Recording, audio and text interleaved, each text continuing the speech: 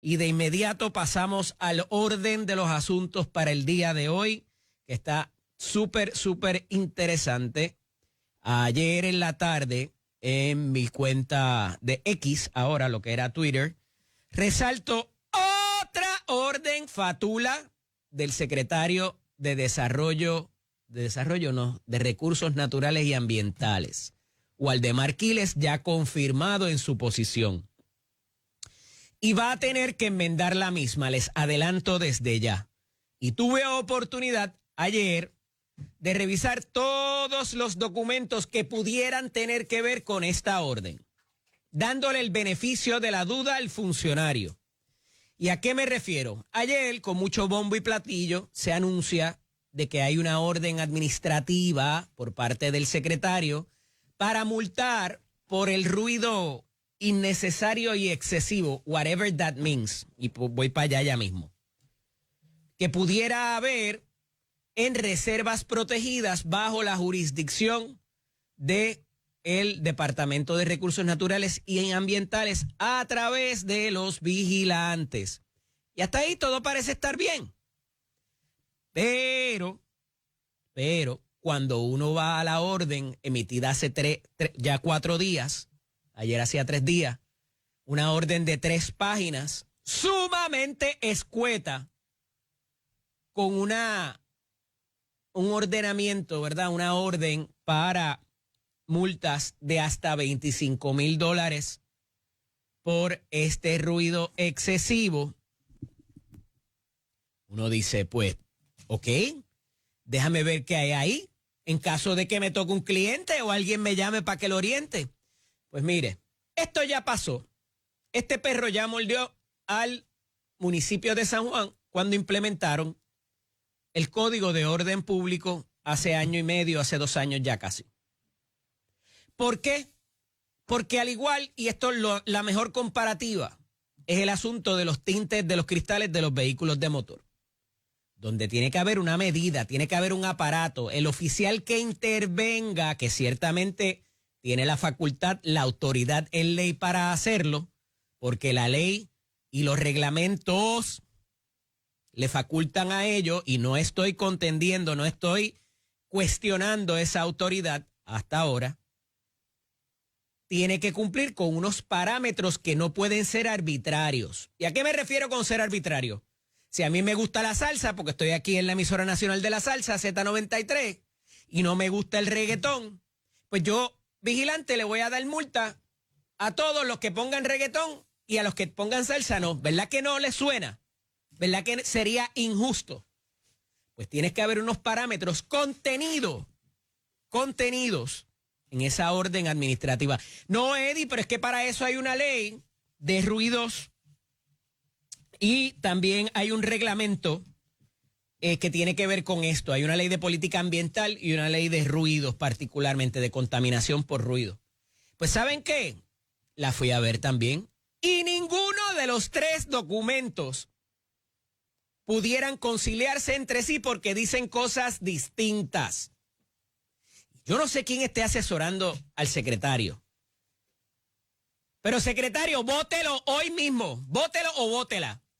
Porque lo está induciendo a error y nuevamente, públicamente, va a tener que admitir que la orden está mal redactada y mal hecha por no tener parámetros adecuados. ¿Y a qué me refiero? Esto se mide en decibeles y hay una fórmula ahí súper complicada que está contenida en el reglamento para control de contaminación por ruido y la ley sobre política pública ambiental.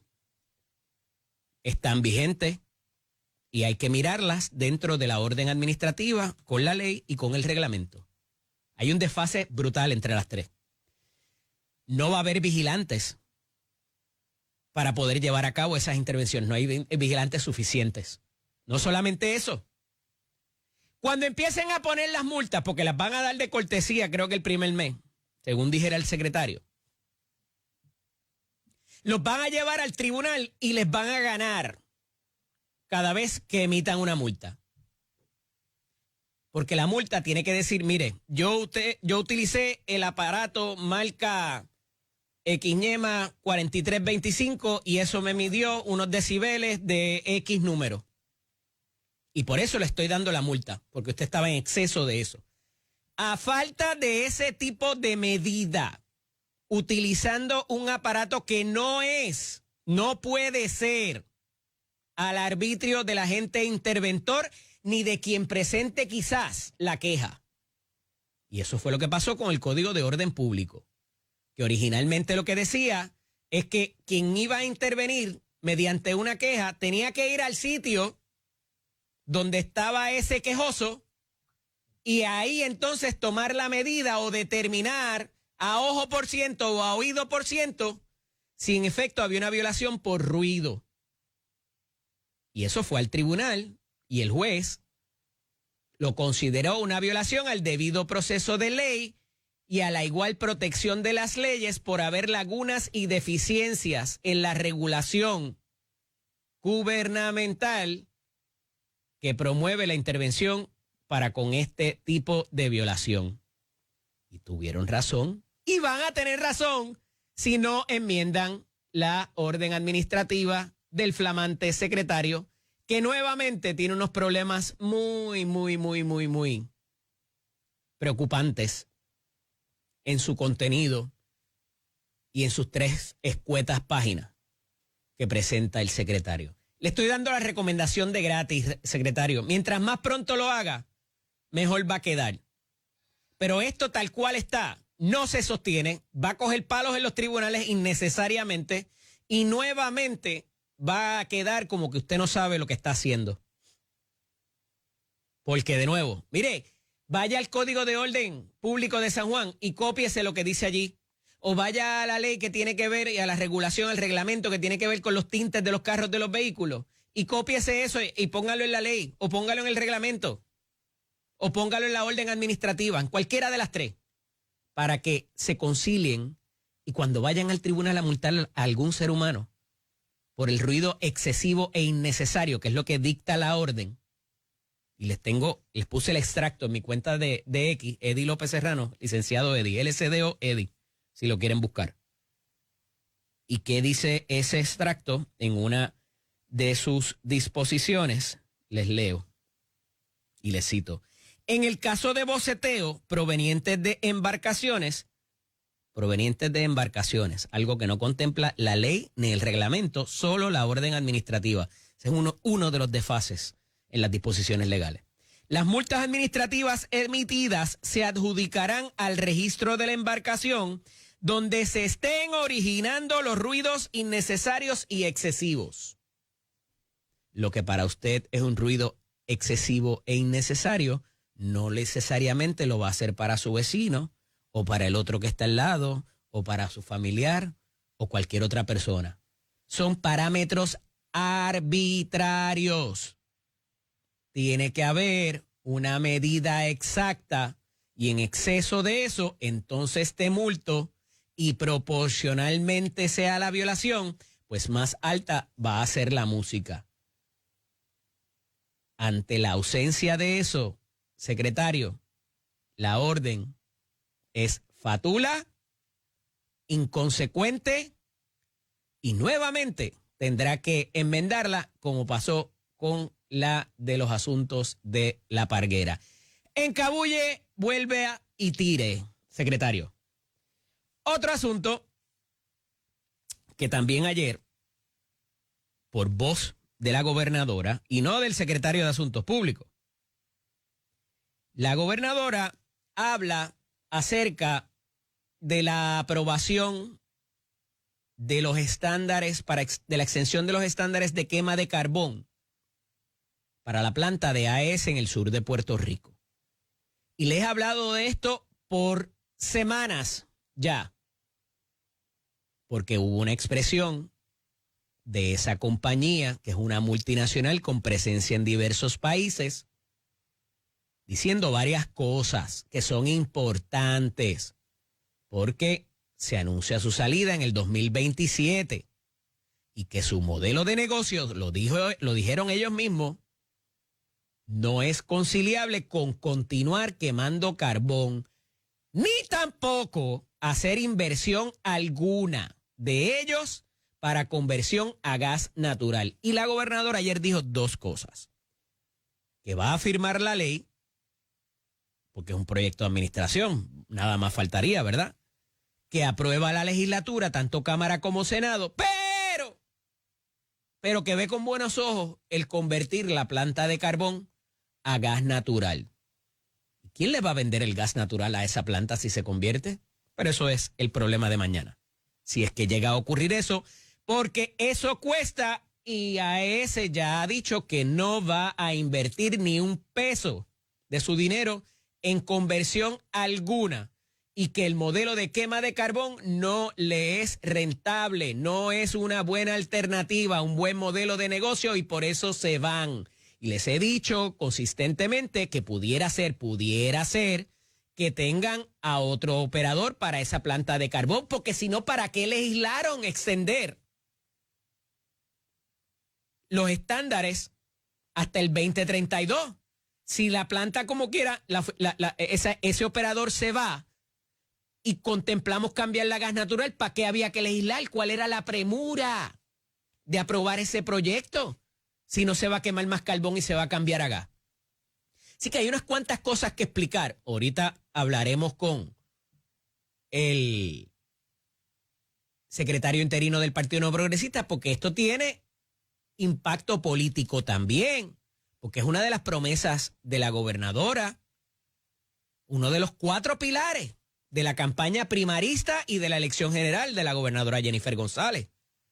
Y ahora trasciende otro chichón que tiene que ver también con el comité energético que está trabajando todavía y no ha presentado su informe, pero parece que uno de los componentes de ese comité ya se les bajó del barco, y antes de que saliera o de que salga el informe, el director de la Junta de Supervisión Fiscal Federal le dice: conmigo no cuenten, yo estoy participando ahí, pero no necesariamente significa que voy a avalar lo que ese comité recomiende.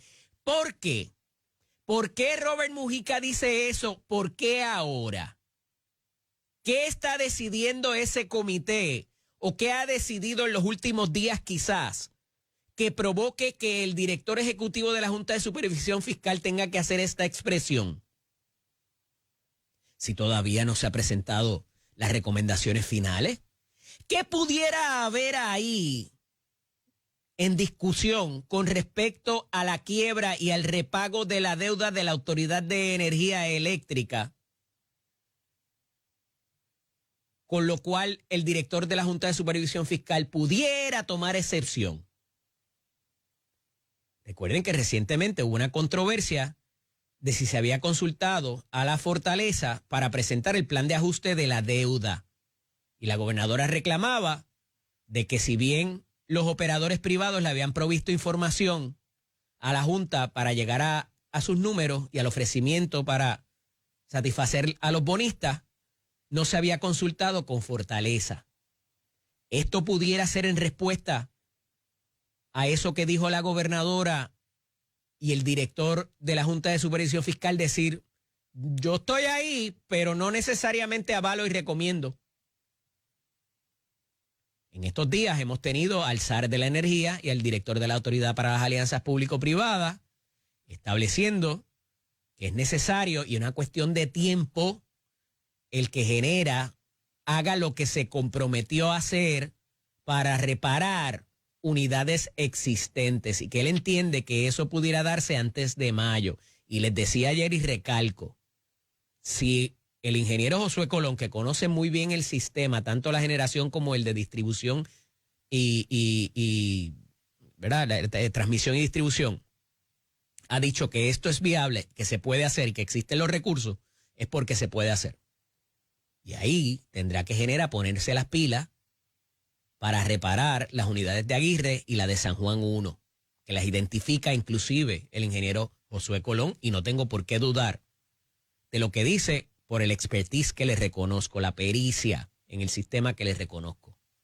Porque si no, cuando llegue el verano y empiecen los estudiantes a quedarse en la casa, a prender el aire, a prender el microondas, a cocinarle.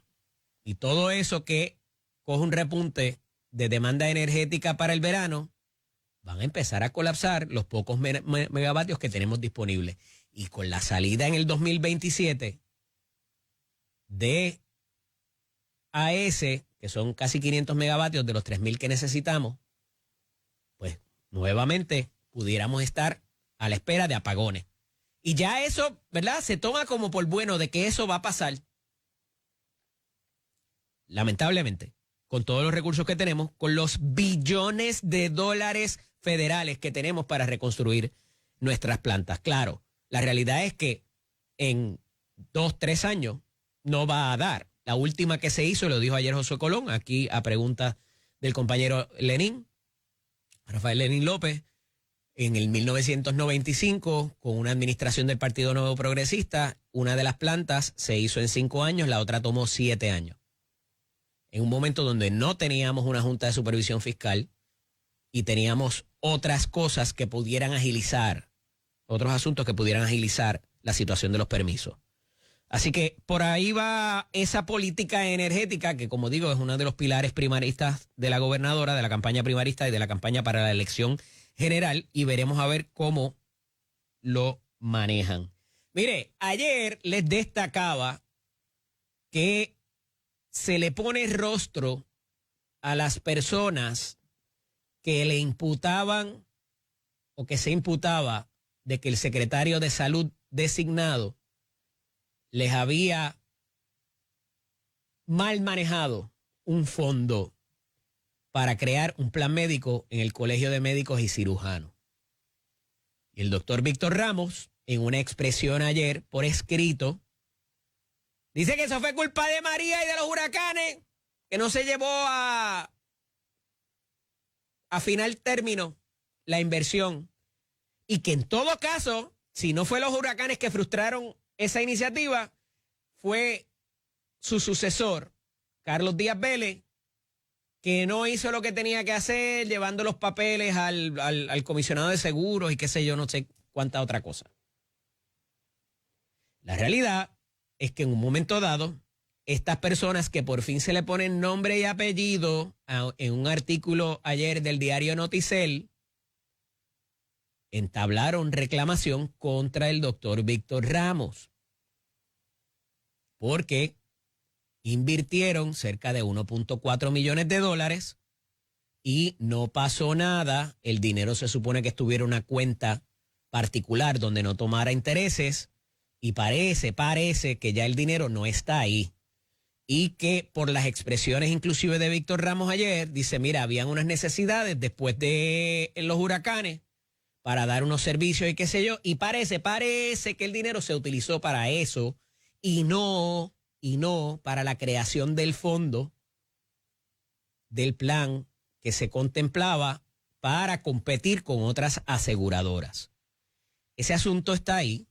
Y otra de las cosas que trasciende es que en el momento que entablaron reclamación, estos inversionistas, quien lleva la representación legal de Víctor Ramos, del secretario nominado, es la hoy secretaria de Estado, y su asesor de gobierno es el hoy secretario de la Gobernación. La gobernadora reitera su respaldo para con Víctor Ramos, al igual que lo hace con Janet Parra. Pero son situaciones que no tienen que ver con la gobernadora, no tienen que ver con la administración, son cosas pasadas que en un momento se dijo, esto es una pelea cuando fue la presidencia del Colegio de Médicos y Cirujanos. El problema es que ya esa pelea y esas imputaciones tienen nombre y apellido con la salida de al menos 3 de los inversionistas de este fondo. Y veremos a ver cómo se maneja esto a nivel de la vista de confirmación, si es que la otorgan dentro de los próximos días o semanas. Eso en cuanto al doctor Víctor Ramos por ahora, de ver cómo se maneja esa situación. Y hablando de los médicos, se propone extender de 15 a 30 años el incentivo a los médicos para retenerlos, y de una tasa de 4% llevarla a un 12%. Y hay unas ampliaciones también ahí de las especialidades y demás para que los médicos se nos queden. El problema que yo he identificado con eso es que el 4% o el 12% de cero, sigue siendo cero. Porque el problema no es la tasa preferencial. El problema es que las aseguradoras paguen por los servicios que ya se brindaron. Y eso pudiera contemplar uno de los problemas que tienen los médicos y los proveedores de servicio médico actualmente.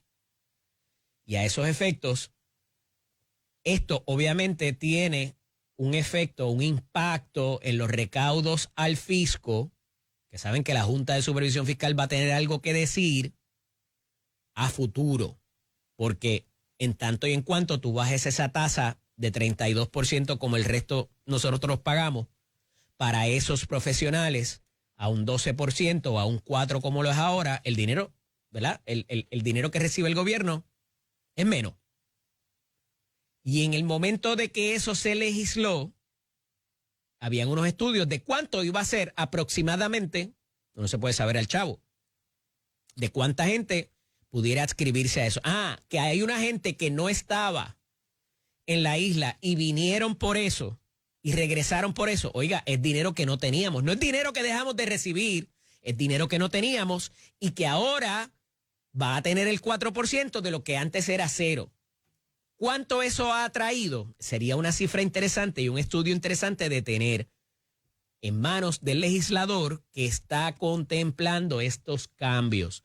Y ayer, en una vista pública, se presenta la Agencia de Asesoría y de Administración Fiscal, nuestros representantes ante la Junta de Supervisión Fiscal, y el licenciado Luis Roberto Rivera, que está liderando los esfuerzos allí de la parte legislativa, trae el punto de que no hay un estudio a esos efectos de la medida que presenta el presidente del Senado, Tomás Rivera Chats, y va a la vista a decir de que no hay un estudio de OGP ni de AFAF para esos propósitos y que eso pudiera frustrar, por mejor que fuera la iniciativa, pudiera frustrarla porque tenemos que saber cuánto cuesta. Antes de que nada, ¿cuál va a ser el impacto, positivo o negativo?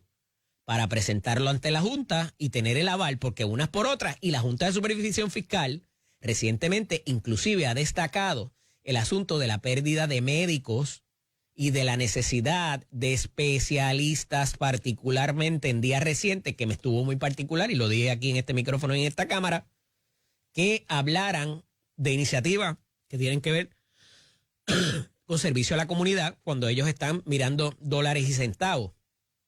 Y cuánto es el recaudo, y cuánto, ¿verdad?, se gasta, y si las iniciativas legislativas tienen fuentes de repago.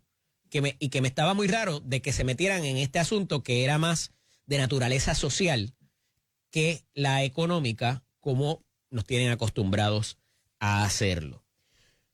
Ya mismo tengo que pausar, pero cuando regresemos hablamos de algunos otros asuntos con el licenciado Raúl Márquez, secretario interino del Partido Nuevo Progresista, porque el tiempo sigue corriendo. Y sigue corriendo y llevamos 69 días de administración. Parece que se prometieron unas cosas para los primeros 100 días, a ver si se van a lograr y qué pudiera presentarse para legislar en los próximos días de esta administración. Que mire, hay una oficina nueva para los adultos mayores, para ustedes, que son mis grandes fanáticos, para adelantar la burocracia en otras agencias. ¿Y qué vamos a hacer con la Procuraduría de Envejecientes que ya existen? ¿La volamos en canto? Nos lo dirá el licenciado Raúl Márquez en breve. Esto es Nación Z con el licenciado Eddie López. Acompaña en la mañana de hoy nuevamente el secretario interino del Partido Nuevo Progresista, el licenciado Raúl Márquez. Buenos días, Raúl, bienvenido. Buenos días, Eddie. Buenos días a todos los que nos ven y nos escuchan.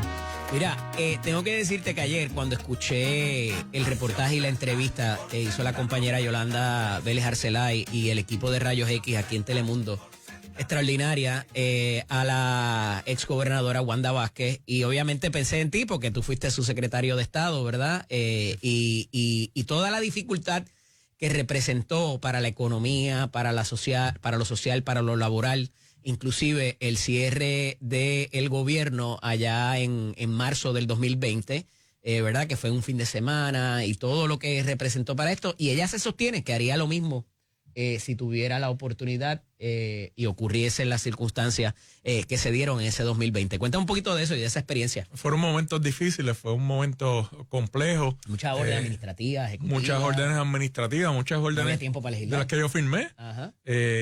Nuestra política pública no estaba preparada para una pandemia, ¿verdad? Algo que no esperábamos ver. Yo nunca esperé ver en mi vida una pandemia. Así que sí, hubo mucho trabajo legislativo. Parte del gobierno tuvo que cerrar, pero la Asamblea Legislativa no cerró. La Asamblea Legislativa estuvo sesionando por largas horas, días largos, madrugadas, buscando lo que estaba pasando en jurisdicciones, estudiando la situación, aprobando nueva política pública. Esto nos movió precisamente a otras áreas del aspecto laboral, otros avances. Ya no es extraño reunirse a distancia, no es extraño ir a vistas a distancia al tribunal. Lo contrario, se ha convertido en la regla general. Se adoptaron nuevas reglas, nuevas leyes que aplican al área laboral y también hubo un reto después que se encontró o se diseñó la vacuna y se diseñaron nuevos remedios. Según fuimos aprendiendo de la pandemia, de lo que era el COVID y cómo manejarlo, yo enfrenté el gran reto de reabrir el gobierno y de poner a andar esa rueda, ¿verdad? Por eso mismo te pregunto, retorno porque al trabajo. Recibías toda la queja de diferentes industrias, de diferentes personas, ¿verdad? Y como que todo el mundo tenía una excepción. No, me tienes que liberar a mí para hacer esto por esta razón. ¿Cuán difícil fue manejar ese balance de mantener la gente segura versus también que la economía no colapsara? Fue algo bien complejo, Eddie. También fue complejo en el área de la salud, porque teníamos el riesgo de que nuestros hospitales colapsaran porque se llenaron, como pasó en Nueva York, como pasó en distintos lugares de Estados Unidos con muchos recursos, muchos más recursos que nosotros, en países europeos donde colapsó la salud en consideración a la pandemia, ¿verdad? La cantidad de gente que requería tratamiento. Hubo países en Sudamérica que entonces las personas morían en la calle, morían en sus casas y no había capacidad de ni siquiera recoger los muertos. Pero entonces la alternativa era cerrar como cerramos y entonces no había nadie en los hospitales. Y poníamos en riesgo de colapsar nuestro sistema de salud. Así que allí hubo que hacer un balance. Por otro lado, estaban los comerciantes también reclamando que podía colapsar nuestra economía. Y eran días largos donde se reunía el comité médico, que por los médicos estábamos en nuestras casas y no salíamos ni nos movíamos. Y por otro lado estaban los comerciantes allí en Fortaleza y tenían que encerrarlos en un cuarto a discutir y a tratar de llegar a acuerdos. Eran días largos, horas largas y todas estas órdenes ejecutivas fueron productos de profundas y amplias discusiones donde se buscaba crear este balance, ¿verdad? En un principio era simplemente, era encerrado y era lo más estricto. Eventualmente tuvimos que ir moviéndonos, tuvimos que ir andando para llegar a la normalidad, ¿verdad? O empezar a trabajar con lo que era el COVID-19 y la pandemia. Después de esa experiencia, ¿regresarías al gobierno? Yo nunca me he ido del gobierno. Bueno, pero como secretario, como una de dirección de alguna de las agencias. Pues te diría que fue una gran experiencia. Definitivamente fue una gran experiencia. Me encantó lo que hizo, me gustó mucho estar trabajando, pero fue en perjuicio de mi familia, del tiempo de mi esposa y del tiempo en mi casa. Así que... y quizás ha sido más efectivo desde otra trinchera en el mismo servicio público. Creo que puedo seguir trabajando por Puerto Rico, puedo seguir haciendo distintas cosas, seguir aportando sin necesidad de tener que ocupar la posición. Mira, tenemos una secretaria de Estado, Verónica Ferrayoli, muy capaz, inteligente y que yo estoy seguro que puede hacer un gran trabajo por Puerto Rico. Y hay muchos otros puertorriqueños que pueden ir a trabajar allí y hacer lo que yo hice y mucho más por Puerto Rico. Mira, la gobernadora recientemente ha tenido, ¿verdad?, un diálogo con la prensa que lo ha propiciado ella misma, no es que le han preguntado, y uno de los pilares resaltaba hace unos minutos que es el de la transformación energética para donde quiera que sea que vaya, ¿no? Él ha estado muy presente, el SAR de la energía, que a su vez también es el director de las alianzas público-privadas, pero ayer se confronta el asunto del proyecto en Cámara y Senado de extender los estándares de quema de carbón por la planta de AES en Guayanilla. Y entonces la gobernadora de momento como que dice, yo veo con buenos ojos el que hagamos una transición o un cambio a gas natural. Pero si ese es el pienso o ese es la planificación ¿para qué entonces estamos pasando el aumentar los estándares? Y un poco veo como que hay una doble posición ahí, no sé cómo lo podamos explicar. Eddie, como gobierno y como sociedad aspiramos a detener la quema de carbón porque reconocemos el daño que le hace a la salud, reconocemos además la ceniza. El problema que crea la ceniza, la contaminación, y aspiramos a dejar de quemar carbón para producir energía, aspiramos a tener nuevas tecnologías y hacerlo de forma tal que no afecte tanto la salud de nuestros ciudadanos y mitigar el daño que hace al ambiente, definitivamente.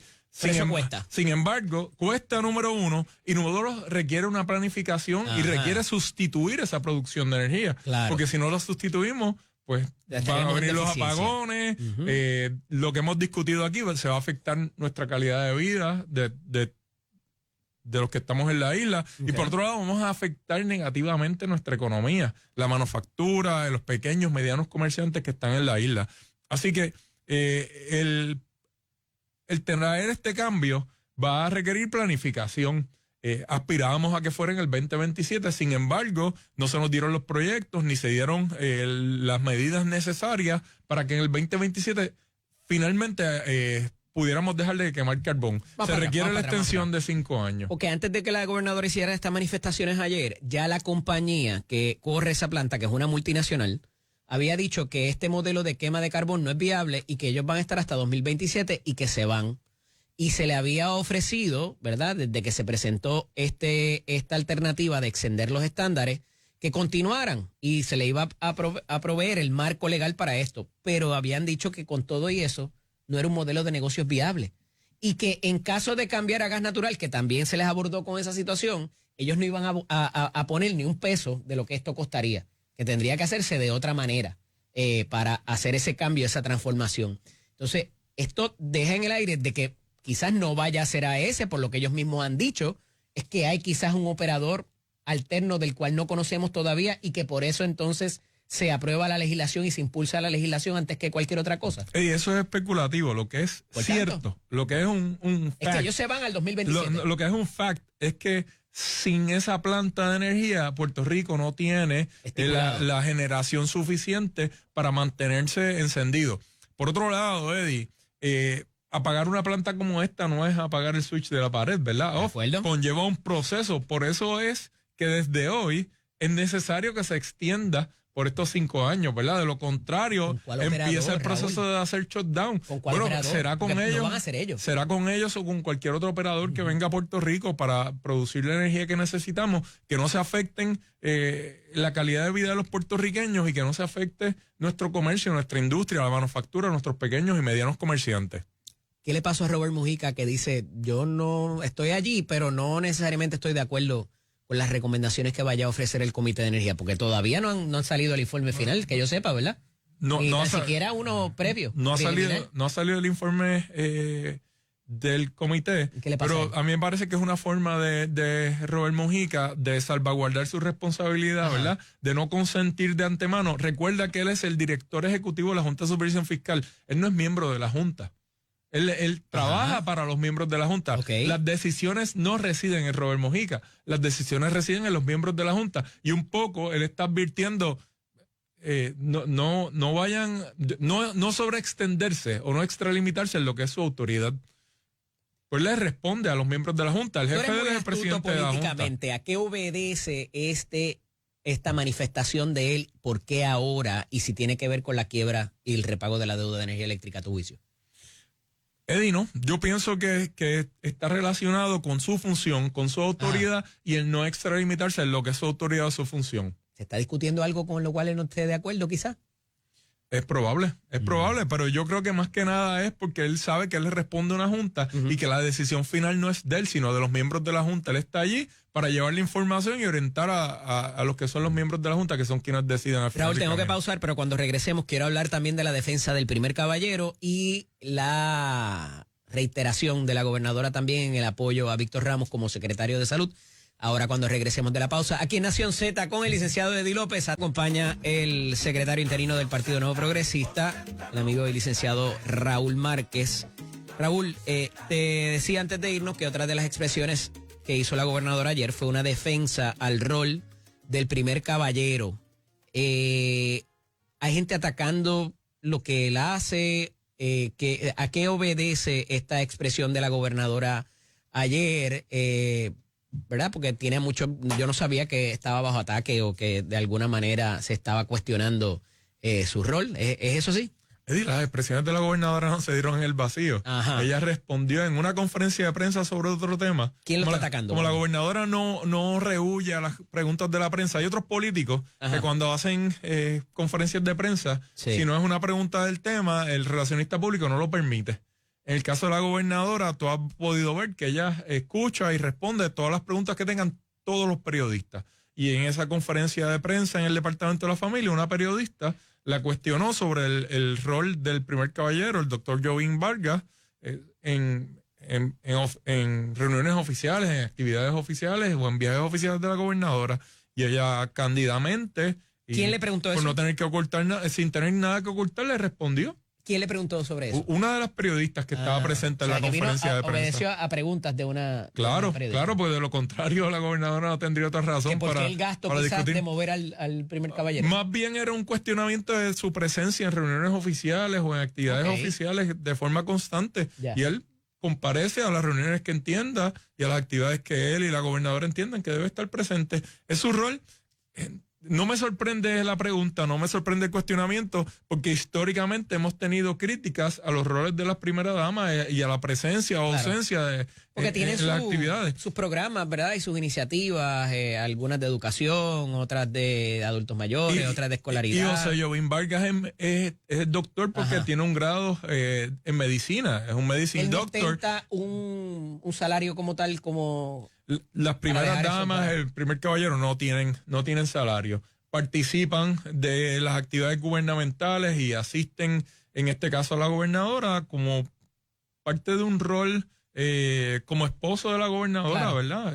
Pero realmente no tienen un salario. Participa como han participado las primeras damas anteriormente. El Fato me dice que lo que viene por ahí es preguntar de qué trabaja, o de qué vive, o de quizás algún tipo de línea en ese sentido, ¿no te parece? Bueno, pueden preguntar y yo estoy seguro que la gobernadora va a contestar de la misma forma en que ha atendido y ha contestado todas las preguntas. Sin tener nada que ocultar, de frente, de cara y totalmente transparente, como lo ha sido hasta ahora, Eddie. Mira, y como lo va a hacer siempre, porque siempre lo ha sido así. Esta semana la gobernadora presenta un proyecto de adopción, que no es la primera vez que lo hace, porque cuando fue presidenta de la Cámara también había traído eso up front and center, ¿verdad? Para propiciar la adopción de niños. Que yo recuerde en el pasado, la semana que fuera a anunciar un gobernador eso, cualquier iniciativa, la que fuese, un legislador que no se atreviera a hablar de ese tema o robarle de alguna manera o de recuperar lo que le llaman el ciclo de noticias, ¿verdad?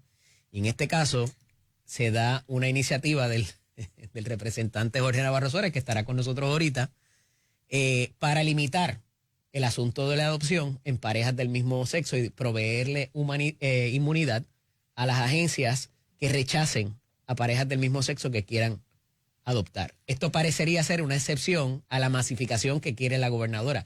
Eso a Rafael, a Carlos Romero, a Sila, no le pasaba.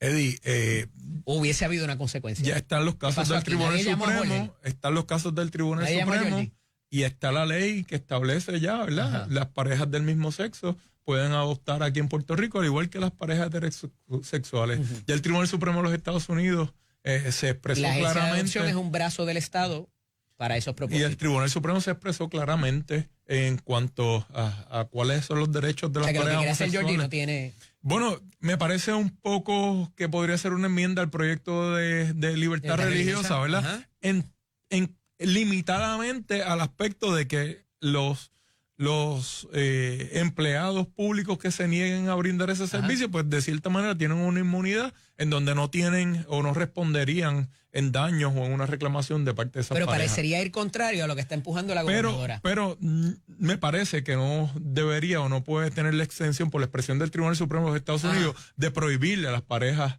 no hubo una del mismo sexo. conciliación en el mensaje o no está habiendo una conciliación de los mensajes de legislativo y ejecutivo. Es que ya ese es un hecho atendido, discutido y resuelto hace 2 cuatrienios cuando se aprobó la última ley de adopción cuya autor fue Johnny Méndez. En lo sustantivo. te quiero decir en el mensaje que está llevando el gobernador o la gobernadora versus el legislador. Fíjate que Georgie Navarro es un gran legislador de distrito y él tiene que atender los reclamos, las preocupaciones y las controversias que tenga el Distrito 5 de San Juan. La gobernadora de Puerto Rico tiene que escuchar a todo Puerto Rico y él puede estar respondiendo a lo que le han pedido sus constituyentes. Sin embargo, la gobernadora tiene la responsabilidad de escuchar lo que piden todos los puertorriqueños y responder a lo que reclaman y establecen la mayoría de los puertorriqueños. ¿Existe una crisis de funcionarios que tengan creencias religiosas que los estén obligando a hacer cosas,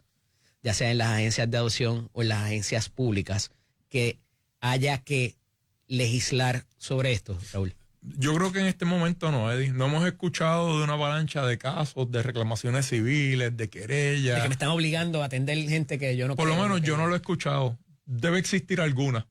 Debe existir alguna, no lo dudo. Pero yo no la he escuchado, yo no la he visto.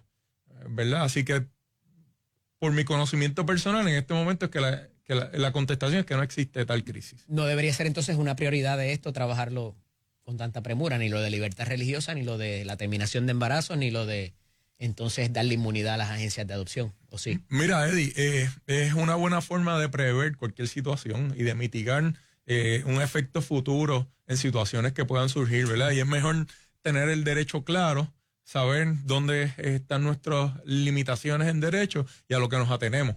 Lo que pasa es que se le da prioridad sobre asuntos de reforma contributiva, reforma de permisos, reforma energética o reforma contributiva. Yo creo que podemos caminar y masticar chicle a la vez. Que el hecho de que atendamos... ¿Se están atendiendo lo otro? Tú sabes y nuestros amigos saben que la Asamblea Legislativa se divide en comisiones y que ambas comisiones pueden trabajar de manera simultánea y atender los asuntos sin dejar rezagado alguno, ¿verdad? Conforme a la... Pero ¿cómo pueden trabajar las comisiones si no se han presentado los proyectos? ¿A qué tú me dices? De reforma contributiva, de reforma de permisos, reforma energética y ¿cuál es la otra que me falta? Y la de reconstrucción. Mira, en este momento, solo Tomás Rivera Chatz ha presentado más de 120 proyectos. Sí, Johnny Méndez, solo Johnny Méndez ha presentado más de 110 proyectos.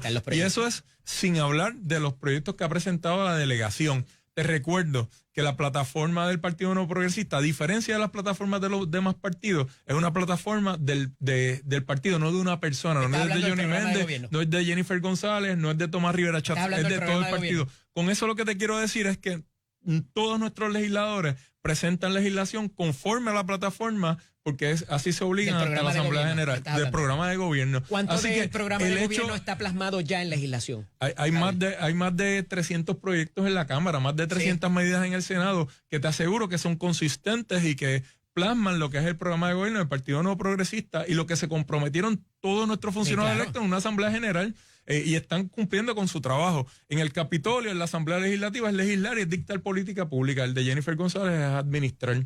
Y ambas ramas están concentradas en lo que es su trabajo. Se contempla de que vengan 2 proyectos esta semana, uno que tenga que ver con contribuciones y otro el asunto de separar a la policía del Departamento de Seguridad Pública. Los bomberos parece que quieren montarse ahí también y salirse del DCP como política pública. Durante la campaña, Jennifer González representó y dijo claramente que ella iba a alterar la estructura del DCP para separar a la policía de Puerto Rico de esa estructura del Departamento de Seguridad Pública. No hubo tal expresión sobre el cuerpo de bomberos. Supongo yo que estará considerándolo si es que así se lo piden, ¿verdad? Y tomará una determinación. ¿A tu juicio se lograron las eficiencias que pretendía hacerse en la creación de esta sombrilla? Yo creo que no cumplió cabalmente con las expectativas.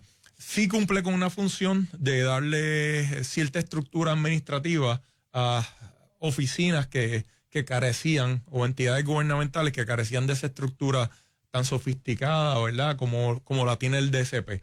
Así que mi opinión es que en este momento debe continuar existiendo, pero un cuerpo como el de la Policía de Puerto Rico, que ya contaba con todas las estructuras administrativas necesarias, con todos los reglamentos, tiene la capacidad de funcionar de forma separada del Departamento de Seguridad Pública. Mira, ya para concluir, ¿se seguirá reiterando el apoyo a la nominación de Janet Parra y de Víctor Ramos y respectivo de lo que esté saliendo en los medios?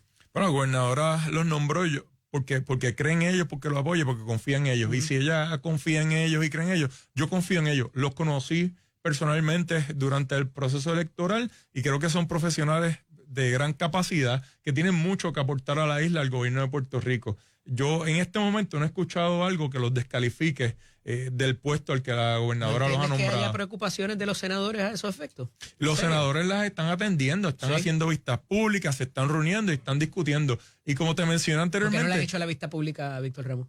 Porque lo hará, el Senado lo hará cuando entienda que está listo para celebrar la vista pública. ¿Entregó los documentos ya? No estoy seguro, no me consta que los haya entregado, pero el Senado señalará la vista pública cuando entienda que están listos para hacerlo. Son cuestionamientos válidos y así como Janet Parra fue al Senado a la vista pública y contestó todas las preguntas, el secretario de Salud y todos los demás nominados contestarán y tendrán su oportunidad de ir allí. No quedaron muy satisfechos porque tenían que entrevistar a otra gente más. No es lo que yo he escuchado, Eddie, no es lo que yo he escuchado. Vamos a ver, ya el Senado se reunirá en pleno, votará y sabremos cuál fue la decisión. Espero la semana final. que viene, Dios mediante. Te veo la semana, un saludo a todos. Esto es Nación Z con el licenciado Eddie López a través de Telemundo y Z93. Lo próximo, hablamos con la senadora Ada Álvarez Conde de algunos asuntos, ya que estamos a 69 días de administración y 58 de la sesión legislativa. A ver qué nos tiene que decir la senadora en cuanto a todos estos asuntos y el Instituto de Cultura, la violencia doméstica en el noviazgo, y también vamos a hablar del Departamento de Recursos Naturales. Regresamos en breve. Está conmigo ya aquí la senadora Ada Álvarez Conde. Buenos días, bienvenida nuevamente. Buenos días, un placer siempre estar aquí en Nación Z. Senadora, como anticipé, ¿verdad? Y llevo este countdown a diario, 69 días de administración, ya se acerca, estamos a un mes casi y un día de los 100 días. Así también como 58 de la sesión legislativa. Usted es senadora actualmente por la delegación del Partido Popular Democrático. ¿Qué está pasando allí? ¿A qué se le ha dado prioridad? ¿Cómo están trabajando las comisiones de las cuales usted participa? Pues mire, las comisiones han empezado básicamente ahora, desde que comenzamos en enero 2, pero realmente, ¿verdad? También enero 16 con la constitución de las comisiones. Ok. Realmente hasta hace muy poco la mayoría de los proyectos han sido por descargue. Ok. Así que ese ha sido un poco el modus operandi. Sabemos que las vistas más recurrentes o más vistas han sido aquellas que son para nominados, que son preguntas y ya el otro día casi, eso es como friendo y comiendo, como que es la vista sábado, pues ya el lunes baja. Ahí la vista sábado, lunes fue feriado, pues jueves bajan los nominados. Ya. Pero inclusive tan reciente como esta semana, la alusión a aprobar un proyecto fue hasta el año pasado se fue, pues vamos a usar el informe del cuatrenio pasado y ya, y eso se ha visto. Ahora es que están arrancando las vistas públicas, pero todo lo demás han sido vistas, ¿verdad? Informes expeditos. Yo hice una crítica, y lo pueden ver en mis redes, a Ada Álvarez Conde, al mismo informe del proyecto único que ha venido rápido de Cámara, que probablemente sea la Ley 1 del 2025, que es sobre la extensión de AES y lo que es la quema de carbón, entre otras cosas. Y el mismo informe tenía 4 personas que le preguntan, súper corto, nada de información técnica. Yo leo cita por cita en un video en mi turno, lo pueden ver, donde todos los memoriales, aun siendo un informe que bajó positivo, decían que no estaban de acuerdo. Ok. Y aún así, pues, se aprobó. Así que ese ha sido el resumen de lo que ha pasado. No digo que no ha habido uno que otro proyecto bueno, pero realmente, pues, ha sido así. Tienes un calendario, tienes 5 medidas y de repente se enmienda el calendario y se añade 1, 2, 3. Y vamos a verlo hoy. Y entonces baja. Yo soy de las que no voto sin leer, ¿verdad? Y leo todo. Así que me pueden ver si me ven en vivo corriendo a leer todo antes de votar, pero ese ha sido el modus operandi. Más allá de la fiscalización de los proyectos que ha presentado la mayoría legislativa, ¿qué ha presentado la delegación del Partido Popular a la cual usted pertenece para propósitos de ese trámite y de la consideración del cuerpo en las diferentes comisiones? Bueno, yo creo que mucha gente nada más esperaba que fiscalizáramos. Ada Álvarez Conde fue a la protesta y la propuesta. Así que nosotros ya accedemos a las 100 medidas, pero tengo que decir que yo nada más tengo 58, soy la más medidas que tiene de la delegación popular. Y cuidado si de los minorías. ¿Qué hay en esa mochila? Hay de todo, pero puedo decir que las primeras 10 medidas, 8 medidas las radiqué el mismo 2 de enero relacionados a la violencia y educación, ¿verdad? Para trabajar el tema de la prevención, la violencia o la sobreviviente. Tengo de desarrollo económico, agricultura, para la retención de jóvenes y cómo, ¿verdad? Expandir beneficios para eso. Sobre las mujeres, por ejemplo, hice una con la senadora Mariel González sobre los cuidados a las mujeres trabajadoras, a los padres trabajadores. Tengo proyectos para que salud o los planes de salud cubran o se hable del tema de la infertilidad o la endometriosis, que de casualidad esta semana este mes se ha hablado de eso y pocas veces hablan de la condición. Y tengo una mirada, ¿verdad? Tengo proyectos ambientales y los más recientes, justamente esta semana, la resolución del Senado 99, porque yo veo que hay como que mucha cosa que está pasando en Estados Unidos y aquí no hay una respuesta, están como en la Lalandia. ¿Como por ejemplo? Como por ejemplo el tema de los veteranos. O sea, tenemos que de los empleados federales más amenazados, fue directamente el Departamento de Veteranos, a quien a mucha honra yo trabajé por 1 año y un poco más como empleada federal. Hay muchos veteranos empleados federales y acabo de emitir, ¿verdad? No solamente una petición de información, sino una orden para investigar qué van a hacer. Porque obviamente si quitas empleados de veteranos, pues ¿quién se afectan? Nuestros veteranos. Acaba de salir una noticia de que van a quitar, que quieren reducir 50% el magisterio de Estados Unidos en el Departamento de Educación, y aquí obviamente esa agüita va a caer cuando el 70% de los presupuestos viene federal. O sea, yo creo que genuinamente lo triste es que el Senado tiene más proyectos que la gobernadora. No es el magisterio, senadora, tengo que corregirla ahí porque lo que se elimina es la capa burocrática de administración del Departamento de Educación Federal. Quería preguntarle en cuanto a eso también, porque esto fue creado por disposición ejecutiva en el 1980 por la administración Carter, antes que entrara Ronald Reagan.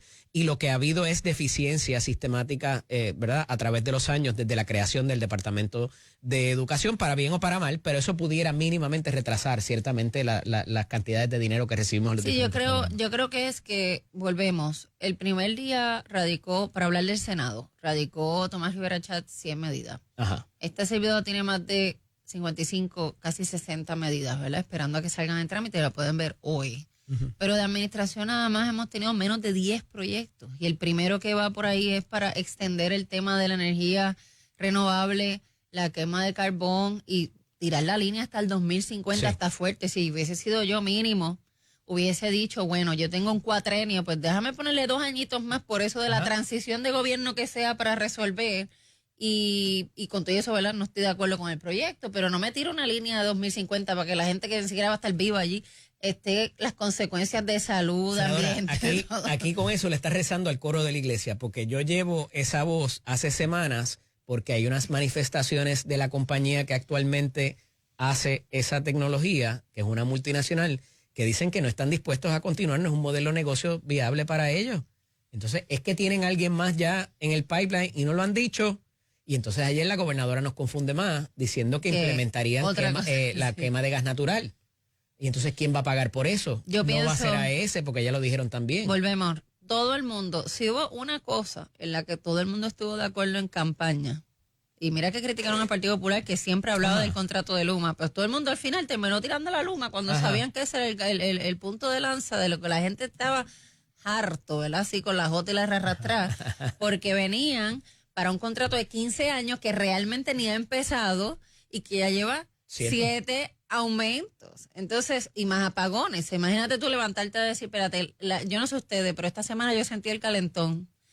Y yo dije, lo que viene en verano. Yo me dice, no, pero quizás hay más apagones que nunca. Los últimos 3 días se ha metido a 100 y pico grados. Por eso yo lo sentí, yo me di cuenta. Yo siempre lo he dicho, ¿verdad? Ojalá Dios me dé el privilegio de cambiarme de donde estoy, aunque agradezco el apartamento que tengo. Rentado también porque hay un issue de viviendas en Puerto Rico, claro, pero que tiene abanicos. Y yo lo sé, pues cuántos abanicos tengo que prender para poder estar bien. Y en verano lo que conlleva la salud mía de todo el mundo, ni hablar del plan de mitigación para las escuelas. Porque acabo de decir, pues aire. No, es que ese no debe ser el... Entonces, estamos actuando algo que estábamos criticando, que hablaron tanto, nada más energía, pues es todo lo demás que hay que trabajar en este país. Senadora, quiero ¿Y la pasar prioridad cuál es?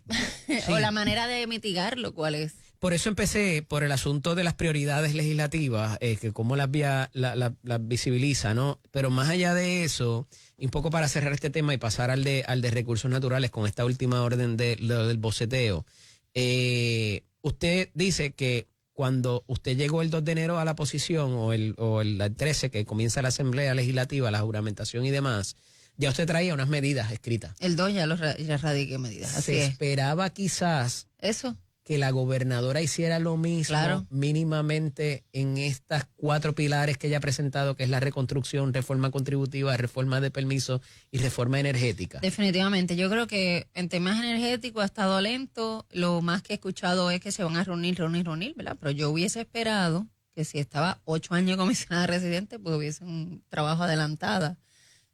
Yo creo que... Porque eso no pasó, a su juicio. O no ha pasado. Yo realmente no comprendo, porque les voy a dar mi experiencia y usted compara y no, ¿verdad?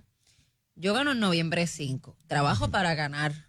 Trabajo arduamente porque era la primera vez que corría con el propósito de ganar porque habían prioridades. Pero tan pronto pasó eso, yo empecé a trabajar en que yo y hacer el cambio que necesitaba para cómo iba a trabajar en enero. Entonces no hace ningún sentido que en ese proceso estemos simplemente pues pasando el tiempo y sea el momento más lento cuando hay tanto pasando. Miren, nosotros, y sobre todo con esa actitud de que realmente pues es un nuevo gobierno como que desde cero y no que realmente tienen el gobierno hace 8 años. Y eso lo he visto mucho en debates, lo que sea, hay muchos senadores representantes nuevos y es como que porque Jennifer ahora, ay, esto es un desastre lo que hay de vivienda, un desastre lo que hay de energía, yo es tu gobierno, ¿de qué caramba hiciste? ¿Entiendes? O sea, ¿cómo puedes venir como de cero cuando tú estuviste 4 años siendo la representante de Puerto Rico en Estados Unidos y no pudiste hacer nada de lo energético, excepto el último mes para hacer un bluff para la campaña, porque jamás habían sentado al de Luma? Oye, y había una vista que se hizo, mira, ese año eleccionario pasan cosas.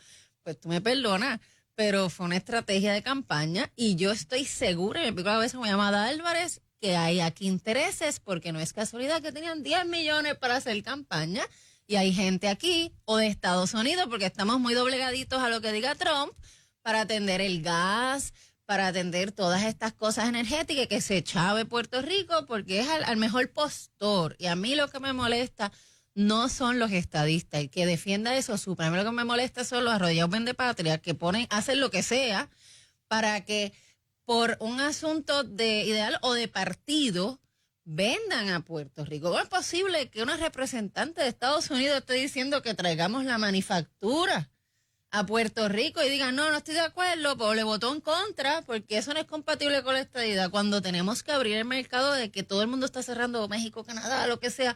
Perfecto momento para decir, hey, hacemos una puerta a Estados Unidos, ven para acá.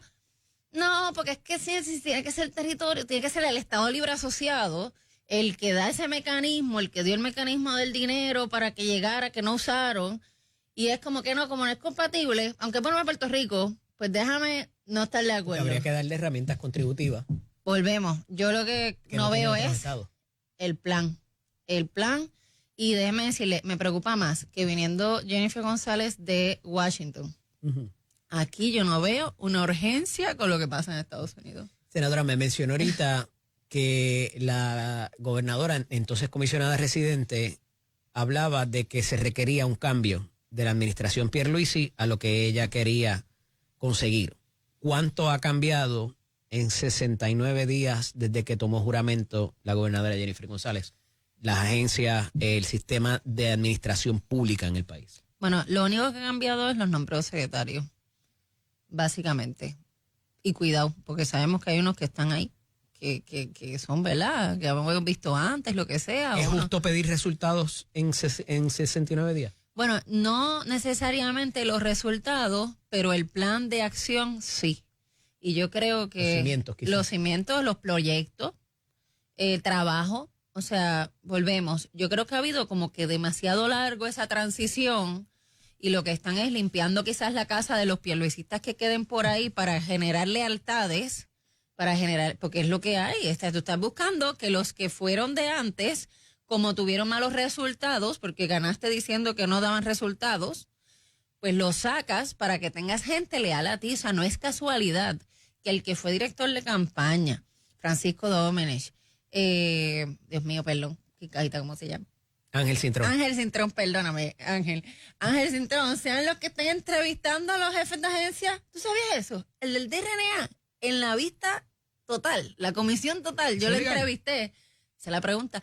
Pero teníamos que preguntar si era legal que mandaban el resumen a pnp.pr/resumen, qué sé yo, porque era de gobierno. Era buscando trabajo de gobierno y la portal que habilitaron en la PNP. O sea, en la vista dijeron que quien lo entrevistó fue el Cintrón con Domenech y que le ofrecieron 2 agencias, como si eso fuera, bueno, esta entonces. Pues, ¿qué es eso? Entonces, ¿cuál es el lealtad? O sea, vuelvo y repito, aquí esa orden para que él pueda tomar la determinación de los empleados, lo que te muestra es que están, dizque, limpiando la casa cuando era el mismo gobierno para generar lealtades por razones primaristas, pero no necesariamente ese mismo andamiaje o ese mismo maquineo o ese mismo trabajo para echar al país hacia adelante los proyectos para que se trabaje con urgencia. Yo lo que no veo es urgencia. Les voy a dar un ejemplo. Año pasado, año de más feminicidio, no tenemos procuradora. Tumban en diciembre 31 el estado de emergencia. La procuradora se llama Madeline. Interina. Tumban el estado de emergencia, que eso, volvemos de Pierluisi. Chuchu. No sabemos si funcionó o no funcionó los 8 millones que le dieron, porque contra eso debería tener un de transición. Yo no estoy diciendo que lo dejen porque lo dejen. Dime qué resultó, que no, lo que resultó lo sigue y lo quiero no. Nananina. Y al día de hoy, procuradora, hasta que no me confirme justicia, no, aunque era el año más grande de feminicidio, ¿qué es eso? Pues no hay urgencia. Entonces, el país necesita a alguien que se vea como defensora de Puerto Rico. Y obviamente, vuelvo y repito, yo sé que soy del partido contrario, pero le deseo bien a ella y a todos, porque si no pierde Puerto Rico. Pierde Puerto Rico si seguimos en la misma ñoña de que es promesas de campaña que no se cumplen y no trabajan. Pero pues no esperen que estemos, ay, bendito, son 60 y pico de días. Qué pena que tienen menos de 10 proyectos y nosotros tenemos como 500. O sea, no se puede. Senadora, Janet Parra y Víctor Ramos cuentan con su voto hoy, ¿qué día es hoy? 12 de marzo a las 7:16 de la mañana. Bueno, te puedo decir que esos son obviamente los 2 nominados fuera del DRNA que más hemos recibido llamadas o más que todo emails en oposición, a favor. ¿Usted ha votado a favor de alguno de los nominados de Jennifer González? Sí, la mayoría. Como delegación votamos en contra del de recursos naturales por razones, ¿verdad?, obvias de la comisión total original y que se desprendía, ¿verdad?, que no se había dado unos temas y dependía de los asesores, pues lo mismo dijo en la vista, entre otras cosas, ¿verdad?, obviamente el acto de la palera, la orden y que no quedamos satisfechos, entre otros asuntos, pero yo por lo menos tengo que decir que no participé en la vista de Parra, yo la he estado analizando, la de Víctor no ha llegado, esa vista, ¿verdad?, del secretario de Salud, pero ustedes saben que también en la prensa han salido varias cosas, fuera de las cosas que nos envían a nosotros. Sí le puedo decir que yo creo que hay un sentido que repiten mucho, yo los otros días hasta me los relajé, yo, mano, si van a usar eso, no sean charros, ¿verdad? Casi le digo, no sean charros, no, si van a usar eso, háganla por el bien del país. No me estén sacando de que la regla 19, que tenemos mayoría. Y es como que a cada rato lo dice. No me crean a mí, ve al Senado. Aquí se aplica la regla 19, tenemos la mayoría. Pues mire, pues entonces, o sea, si es para bien para el país, échatela. Pero si es para eso. Así que yo agradezco a los que se han acercado a la minoría para hablar, porque somos también un voto, somos parte de Puerto Rico, ¿verdad? Pero creo que ese asunto, para llevarlos allí. Claro, y yo creo que, pero en cuanto a nominados, pues sí se ve esa línea, pues de lo que digan vamos, o se hacen unas preguntas, y esos dos son los únicos, como muy bien dijiste, falta de justicia. Yo creo que de justicia salieron medios complacidos, porque todo el issue de justicia siempre ha sido un tema conservador. Pero no le creyeron a la secretaria. Sí, pero yo creo Yo creo genuinamente que hay elementos legales que le cuestionan, pero en cuanto a elementos de cabildeo, la mayoría del cabildeo que ha habido ha sido por elementos conservadores como el aborto o el tema de las vacunas. Ahora estamos sacando, ¿verdad? Por ejemplo, que le dieron un dinero y no hizo un plan médico para el colegio de médicos y otras cosas que le han sacado. Yo creo que hay que evaluar los expedientes, evaluarlos todos, pero para contestarte la pregunta, hoy pues no tengo el voto consignado de una forma. Me reuniré con la delegación para ninguno de los dos, pero sobre todo... Secretaría de Estado. Bueno, no sé ni cuándo cuándo se va a presentar. Así que yo creo que hay mucho poder en dos personas en el gobierno. Es lo único que voy a decir. Pero eso fue por diseño, o sea, se diseñó para que fuera así. Eso no necesariamente es culpa de ella, ¿no? Vuelvo y repito, ella por lo menos, a diferencia, ¿verdad? ¿Qué deficiencias pudiera señalarle a ese nombramiento? Bueno, yo creo que realmente a ella, ¿verdad? Analizándolo en el mérito, vamos. Analizándolo en el mérito, no voy a opinar sobre ella porque sería yo irresponsable. Analizando sobre el diseño de gobierno y volvemos, el control ejecutivo sobre las cosas, pues me da a entender dos cosas, o tres. Podríamos decir, para tirar una toallita ahí, de que quieren que las cosas pasen, porque entienden que no pasaron. Quieren que no les torpedeen las cosas por cualquier venganza, ¿verdad? Por haber ganado esa primaria. Y quieren sacar gente de antes o de Pierluisi para poner gente de Jennifer. Pero en ese asunto, pues, ¿cuáles son los elementos? ¿Cómo se genera tanto poder en estas dos personas, ¿verdad? Que son matrimonios, que trabajan, ¿verdad? Que son líneas de sucesión, manejar los empleados con esa orden ejecutiva que le dieron a Domenech, todas las cosas. Así que en el mérito de ella, no, pero se han tardado, obviamente, viendo también ese nombramiento, y mientras... pues, ha tenido todo el poder para ejercer las facultades. Senadora, el tiempo, ¿verdad? Siempre nos traiciona, pero quería tratar el asunto también de esta oficina que ayer se expresa que se crearía desde la Fortaleza para trabajar asuntos de adultos mayores. Y decía yo, ya hay una oficina de la Procuradora del Envejeciente que tiene cerca de 5 oficinas y que se supone que esté haciendo ese tipo de labor, que trabaja con la burocracia de las diferentes agencias para los servicios de estos adultos mayores. ¿Por qué, o si se justifica la duplicidad en esta labor que ahora actualmente desempeña Carmen Delia Sánchez Salgado, que tiene una ley del 2013, tiene otra del 2019, tiene una carta de derechos del adulto mayor, tiene oficinas en Santurce, Camuy, Juncos, Ponce, Guayama y Mayagüez? Bueno, yo creo que primero hay que evaluar a esta nominada. He escuchado, ¿verdad?, que no necesariamente cumple con lo que pide la ley sobre sus estudios en geriatría, pero, ¿verdad?, lo evaluaremos. Así que ojo ahí. Pero, mira, si se habla de replicar oficinas para fiscalizar al UMA 7 y todavía es la hora que no buscan cómo sacarlo. Así que lo planteo porque sí hay una duplicidad de funciones o que hay cosas que hay que aclarar. Yo soy súper pro de trabajar con los adultos mayores. Es lo único que yo podría decir, más allá de consignas de campaña, que tiene un chinchín de visión de futuro. Porque yo me identifico como adulto mayor, by the way. Yo soy un adulto mayor. Aquí hay mucho parcho a las cosas. Mira el ejemplo del carbón, pero el parcho está bueno, pero te lo tiras hasta 2050, pero no es tan parcho. O sea, la visión de qué Puerto Rico tú quieres en el futuro y cómo tú siembras hoy para cosechar eso. Hay cosas que son a corto plazo, inmediato, y otras que son transformaciones. Las procuradurías están trabajando bien, senadora. Hay una población que hay que atender, pero que no sea una duplicidad de esfuerzo mientras se atiendan. Pues mira, yo creo que es que, como te digo una cosa, te digo la otra, no es que no trabajen, es que herramientas le dan, pero sí una de las procuradoras que más ha estado bajo fuego, necesidad, que hicieron un comité que ella estaba integrada, obviamente, que dejaron ir, no están en propiedad, pues ¿cuál es la prioridad? Estamos hablando de la Procuradora de la Mujer, claro, Marilyn Bermúdez. Como un ejemplo, ¿verdad? De mujer, de personas con diversidad funcional, más allá de impedimentos. Veteranos, personas con discapacidades. La envejeciente, ¿no? Exacto, y esas procuradurías que se supone, lo que pasa es que la procuraduría se supone que trabajen como fiscales del mismo gobierno o de empresas.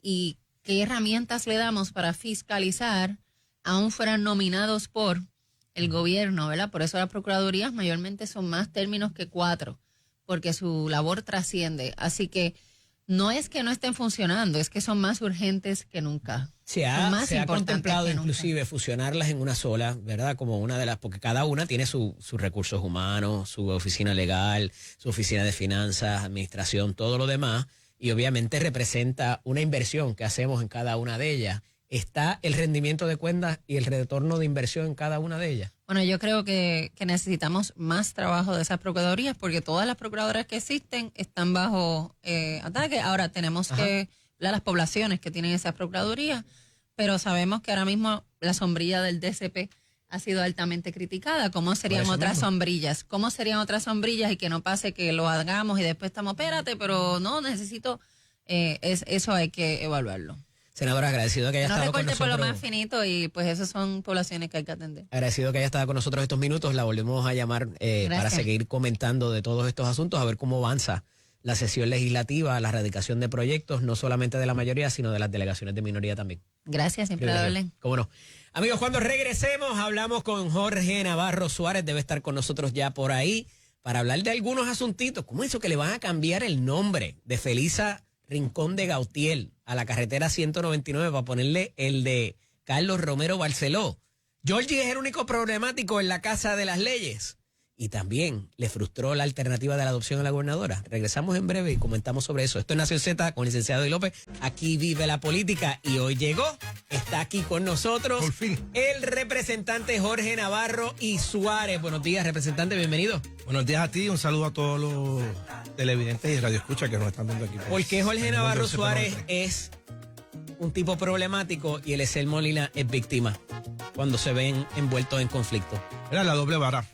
Por eso fue que ayer, pues, tú sabes que desde que ocurrió la situación con Eliezer Molina, que le metieron un puño en la boca, todos los comentaristas, todas las emisoras de radio, cuando traen el tema, pues traen la comparación.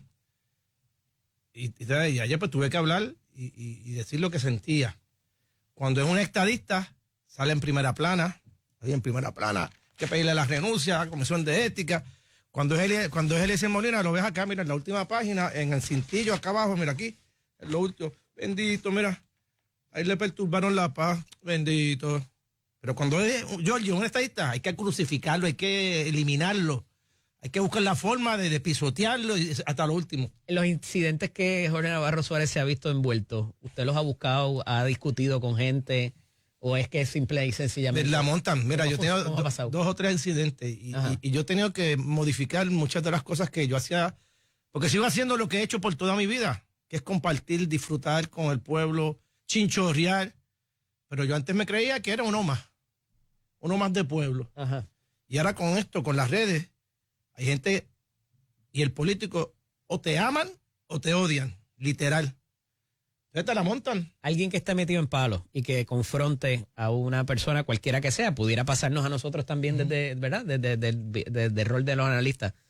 ¿Usted se queda y sigue discutiendo o se va? Lo que pasa es que yo sigo mi rumbo. Lo que pasa es que voy con mi pareja. Este es el caso de el último que hubo. El último que hubo fue el de Vivo Beach, creo. Digo, el de Maná, el del concierto. ¿El del concierto? Yo estoy en una suite. Sí, estoy en una suite que después que se acaban los conciertos, pues hay un espacio de 1 hora más que tú te puedes quedar ahí. Y vamos a quedarnos para que salga todo el mundo. Bajo con mi pareja, con unas amistades, una persona que me estaba guiando. Y viene este individuo, con premeditación, con alevosía, me empieza a insultar. Y la pareja grabando, o sea, que ya lo están planificando. Y sigue, y sigue, y sigue. Hello, yo también tengo mecha corta, yo también tengo mi paciencia. Pero tiene que haber un momento dado en que tú te des No es que cuenta. yo seguía caminando, yo seguía y él seguía con los insultos. Pues yo iba al vehículo en mi carro. Y, oye, que te insulten está brutal, Sí. pero hay un momento dado de que tú te tienes que dar cuenta que el que tienes que perder eres tú. Ah, bueno, sí. Y tratar de desescalar la situación y no seguirla grabando. Que ahí es que me parece que el senador independiente Eliezer Molina falló cuando sigue, me parece que luego de la agresión, sigue exacerbando los ánimos. No, y porque como le dieron un puño, él él no se quiere quedar dado. Y seguía, pues tú lo viste que estaba afuera. Ajá, desde la acera. Desde la acera, no se ve el video cuando le dan el puño, se ve el video hablando con las 3 personas, que es uno de los que yo vi. ¿Qué recomendación le hace Georgie Navarro a Eliezer Mira, Molina? no es cuestión de recomendación, es que uno tiene que tener las precauciones. cuando va a estos sitios. Yo ahora voy. De buena fe, ¿qué le recomendaría a Eliezer Molina, representante? El que me conoce sabe cómo yo soy un buenazo. O sea, yo no hablo con nadie, yo no discuto con nadie, pero hay gente que se las trae, hay gente que lo que quiere es provocar, hay gente que lo que quiere es que ocurran estos acontecimientos y uno tenga que saber más que ellos. Ajá. En el pasado, pues, no era que me quedaba, no era que cuestionaba, no era que preguntaba, pero estaba solo con mi amiga, con mi pareja, con mis hijas. Ahora hay una persona, un amigo mío. Si no estoy con otra persona, yo no salgo. Ahora andas con seguridad entonces. No es que ando con seguridad, ando con amistades. Ok. Antes era uno más de pueblo, o sea, yo antes iba a todos lados solo, allí encontraba gente, nos hablábamos, compartíamos, conocía nueva gente. Ahora no, porque te la quieren montar, siempre aparece un zángano, siempre aparece uno que quiere ser más listo que uno, que es detractor de ti, que te ve a ti y ve el diablo y te quiere hacer un escándalo. Y eso ocurrió en las ocasiones, y todo ha sido percepción, porque a la larga yo sigo ganando por más votos, la gente sabe cómo yo soy, y en cada sitio que voy. Pero entonces cuando tú ves los contrastes con esta persona, no hay ni una sola primera plana, todo es, bendito, le perturbaron la paz, él estaba allí dialogando, esta gente. De hecho, cuando sale el segundo video, representante, que se demuestra que él estaba compartiendo y confraternizando de lo más bien con estas personas, no se sabe en qué momento la conversación tomó otro giro, pero lo que sí sabemos, de inclusive del primer video, es que él sigue increpando a las personas que alegadamente le habían agredido, y que también cuando hace la alocución de que las personas lo llamaron y demás, quizás esa versión que él hace del video luego del incidente no quedó validada por el segundo video que trasciende de él compartiendo con la gente de lo más bien, y la gente al contrario resalzándole sus dotes de las protestas y de lo que no se quita. Pero eso tiene un punto, y tú en eso tienes que tener personas que estén contigo vigilantes a que no te estén grabando, a que no estén tratando de montártela. Pero esto que está pasando no es con Georgie Navarro, no es con Eliezer. Y no voy a decir nombres. O sea, aquí hay una decena de personas, senadores, representantes, alcaldes, que esto le sucede en el día a día, en diferentes cuestionamientos, en diferentes actividades. Que unas no han sido grabadas, que no han sido mínimos. Pero esto es la orden del día. Cuando ven a un político, pues ya tú ves, quieren o cuestionarle, o quieren exigirle, o quieren reclamarle. Esto surge en las filas de los supermercados. Yo estuve con una persona ahí que me contó del ámbito electoral de uno de los partidos. Yo me pasó lo mismo y están grabando. Y cuando el tipo me hace así, ahí yo le hago así, ¡pa! Me diste. No, es que tú me tocaste a mí. Me lo dice la persona. O sea, que esto ocurre en el día a día, en el compartir de las personas que están en los ámbitos políticos de diferentes partidos. Esto no es Georgie, esto no es Eliezer. Esto es que la gente ahora quiere exigir, cuestionar y hasta a veces agredir verbal, físicamente a los políticos. Representante, en esta semana la gobernadora hace un anuncio del programa de adopción, y para masificarlo, ya esto había ocurrido cuando ella fue presidenta de la Cámara, usted era representante en ese momento también, y ella cree en la adopción, el presidente Johnny Méndez también lo ha recalcado, y por experiencia propia que ya todos conocemos también.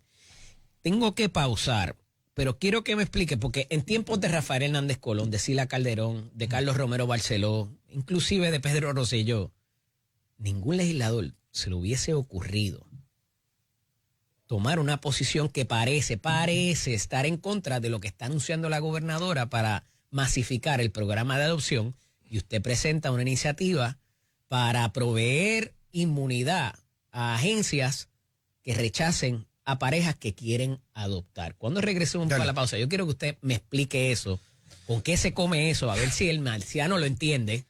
Y si ese combo viene con papitas y refresco. Esto es Nación Z con el licenciado Eddie López, hablando con el representante Jorge Navarro Suárez. Representante, en tiempos pasados, cuando un gobernador iba a anunciar, gobernador o gobernadora, iba a anunciar una iniciativa, el ciclo de noticias se reservaba para él. Y hay de aquel o de aquella que incidiera con una iniciativa parecida o contraria a lo que el gobernador o gobernadora estaba presentando esa semana. Aquí la gobernadora la semana pasada o esta semana presentó el asunto de la adopción. Y a la vez usted presenta una limitación para ciertas parejas en caso de que las rechace una agencia de adopción. De base de fe. Por creencia religiosa. Hay una epidemia de esto que haya que legislar. Está pasando mucho el hecho de que obligan a empleados en las agencias de adopción a propiciar adopciones a parejas del mismo sexo. Mira, cabe destacar que el lenguaje propuesto no altera el hecho de la ley de adopción de Puerto Rico, que permite que todo el mundo pueda adoptar. Pero las agencias de adopción no son del gobierno, son instituciones sin fines de lucro regidas por el Departamento de la Familia. Ajá. Que son los que... ¿Qué significa eso? ¿Con qué se come eso? Pues que Casa Cuna, aunque es del municipio, es una agencia de adopción. Las monjitas de Puerto de Tierra, que también tienen niños para dar en adopción, son instituciones de base de fe. Privada. Hay una que se revisten de una facultad, de una autoridad. Del Departamento de la Familia, que del es Estado. Del Estado, que es el que los rige. El Estado no debe discriminar contra nadie. Y así lo establece la ley de adopción de Puerto Rico. Que cualquier persona del mismo sexo puede adoptar. Y yo, de hecho, yo comparto con personas del mismo sexo que tienen niños adoptados. Y es un núcleo familiar estupendo y no tengo nada en contra de que agencias de base de fe den niños en adopción. Y entiendo que hay agencias de base de fe que han ¿Cuánta gente se le acercó a usted con nadie, este tipo de situación? Yo me dejé llevar por el caso Fulton y la ciudad de Filadelfia, donde en aquel entonces la ciudad de Filadelfia decidió no enviar niños a esta agencia de adopción de base de fe cristiana porque estaba discriminando contra personas del mismo sexo y no estaba dando las certificaciones.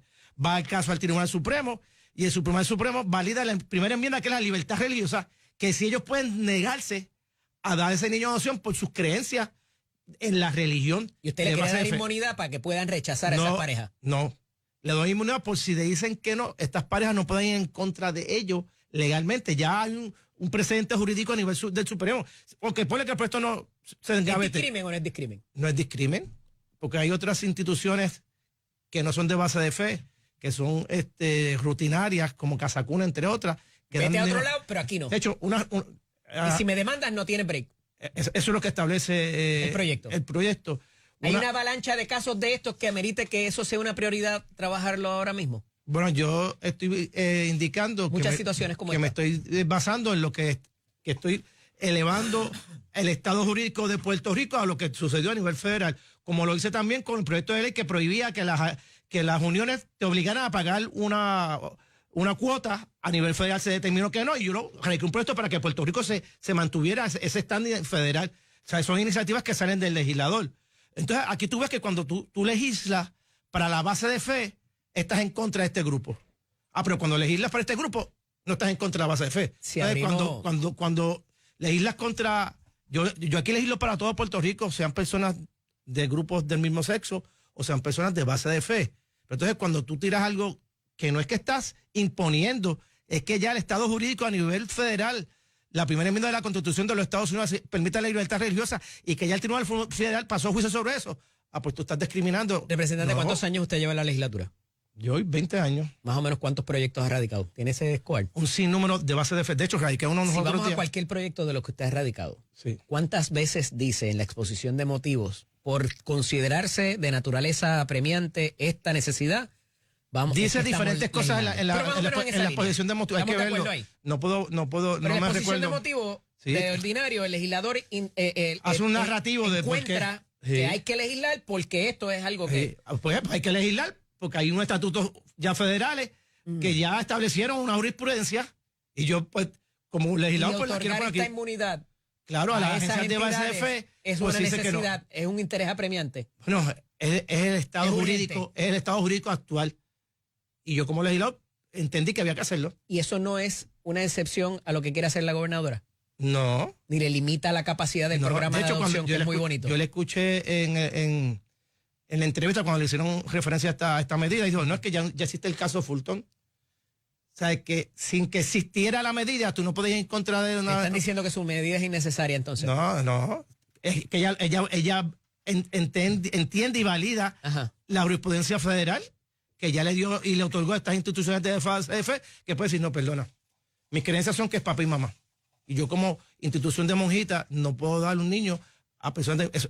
Eso lo dijo el caso Fulton. El anuncio de esta medida no le quita brillo, no le resta mérito, no le ocupa espacio a lo que está anunciando la gobernadora esta semana. Yo radiqué esto a principio de sesión que lo saqué ahora sin saber que ella tenía esta conferencia. Ahí quiero llegar. Fue ¿No se casualidad. está coordinando el mensaje de la gobernadora con la legislatura? Fue casualidad. Es que ella hace muchas No hay iniciativas. casualidades, bendito sea Dios. No, es que ya desconocía el medio de prensa. Yo, oye, cuando radicamos el comunicado de la medida que ya se radicó. Ya, pues dale para este lunes. Y se radicó. Ella tuvo esta semana esa conferencia desconocida. Porque le vamos a quitar el nombre de Felisa Rincón de Gautier a la 199 para ponerle el de Carlos Romero Barceló. Aquí hay política envuelta. Se está riendo, se está riendo. Escuché ese proyecto. No he visto el proyecto, pero ¿quién lo había reído? Es una resolución, me parece que del presidente de la Cámara, a los efectos de que como simbólicamente la exalcaldesa Carmen Cruz le había puesto el nombre de Felisa Rincón de Gautier siendo una carretera estatal, pues ellos estaban en todo su derecho como Estado de entonces ponerle el de Carlos Antonio Romero Barceló.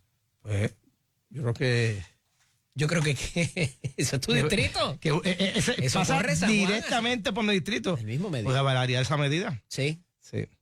Bueno, es como tú bien indicas, tú mismo lo que acabas de decir. Eso es apremiante. Carretera. Si vamos a ver no hay cosa más importante que si vamos a ver que si es municipal o estatal, pues es estatal. Ajá. Le corresponde al Estado. No hay cosa más importante que legislar que el poner el nombre a una Pero carretera. es que yo puedo masticar chicle y caminar a la vez y tú no puedes hacerlo. Eso yo está sí. en los talking points porque todo el mundo lo ha dicho hoy, ¿ah? ¿Qué es eso? Ajá, el caminar el chicle más que no y sabía. caminar a la vez. Sí, pero son proyectos que surgen, son iniciativas legislativas de diferentes compañeros y que si se atienden y se Queda radican, un pues minuto, hay que que es verla. importante la comisión que usted preside, la de banca y seguro. Estoy trabajando en lo que son los seguros públicos de Hacienda, de que si dan el seguro a un proveedor de dedo, tenga que pagar un 5% de la ganancia para la oficina del comisionado de seguros, Okay. para reforzar lo que es la fiscalización y un sinnúmero de aspectos que han sido trabajados con las muelas de atrás por no tener el recurso y por no tener el personal. Representante, gracias por estar con nosotros en la mañana de hoy. Gracias a ti. Hablaremos próximamente. Esto es Nación Z con el licenciado Eddie López a través de Telemundo y Z93. Regresamos en breve con nuestros minutos finales y el editorial de Eddie López de otro asunto que les quiero hablar ya pronto. Regresamos en breve. Llévatela, Achero. Aquí vive la política. Y quería tomarme estos minutos para compartir con ustedes una situación que ha dejado un poco de sinsabor. Y admito que fui una de las personas que me dejó un sabor amargo ayer conocer que después de casi semana y pico, finalmente se radicaran los cargos contra el médico que tuvo el incidente de tránsito y baleara a otro ser humano, que después regresara a la escena como ya todos conocemos, y que se le citara para una vista para la erradicación de cargos. Hasta ahí, pues todo bien, ¿verdad? Y tiene que ver con el sistema de procesamiento. Pero ayer, en horas del mediodía, trasciende de que solamente se le iba a erradicar un cargo por violación a la ley de armas, de desenfundar su arma y de disparar. Y decía yo, lo dije aquí en la manada en la tarde, que le disparó al sol. O sea, aquí hubo una intención de dispararle a otro ser humano. Y eso debería mínimamente constituir una agresión o una tentativa de homicidio o de asesinato. No me voy a meter a dar una clase de lo que es cada uno de ellos, pero finalmente terminan radicándole también la tentativa de asesinato, que era lo apropiado. Que él se pueda defender de eso. Y recuerden, el Ministerio Público, o sea, la Fiscalía, tiene que probar esos cargos más allá de dudas razonables. La próxima vista será el 25 de marzo, la vista preliminar, y posteriormente el juicio. Lo que pasa es que aquí varía la situación y la ecuación un poco, porque ya la representante legal del médico, del doctor, ha reclamado de que hay una legítima defensa, y la legítima defensa tiene que haber temido por su vida, la de otras personas o por la de su propiedad. Es lo que dice ese tipo de defensa. Y ahí sí habría que pasar prueba para esos propósitos. Así que dicho esto, quería dejar claro, no hubo ningún cargo con respecto al animalito que pierde la vida luego de que otro carro lo atropellara. Pero por lo menos ya hay esa erradicación de cargos y comienza el proceso para aquellos que están diciendo que para unos sí y para otros no. Pues mire, aquí hubo la presentación ya de cargos formales. Esto es Nación Z con el licenciado Eddie López.